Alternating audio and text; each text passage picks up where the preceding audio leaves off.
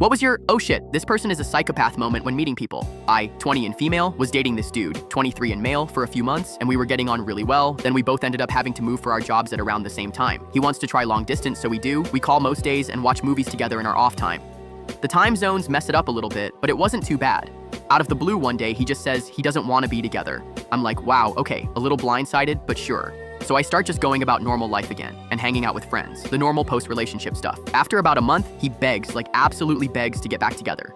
Movie type stuff, sending flowers to me at work, sending handwritten cards almost daily across thousands of miles, and even bought me a ticket to fly out to see him. So I'm like, okay, whatever, I'll go and see what he has to say.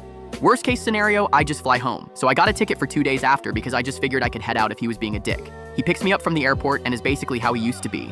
Just telling me he missed me and he regretted it as soon as it happened, and it was the biggest mistake of his life, the usual. So we stay with his family because he's like, oh, please don't get a hotel. I already feel bad enough about the whole month.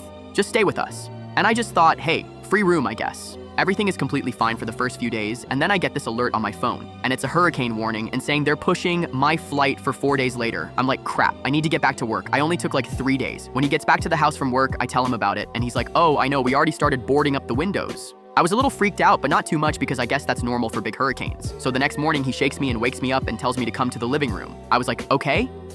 When I do, it's him, his 2 brothers, his sister, his mom, and his dad. People I have only met on this one instance, and he has a binder. They sit me down, and each of them reads a passage from the binder of why we shouldn't be together and why I need to move on, and he breaks up with me in his parents' house in front of his siblings in the middle of a hurricane power outage. Then because of the hurricane, I was stuck there for 4 more days with these freaks. Probably not the most psychopath person I've met, but this story is still just so strange to me, I had to post it.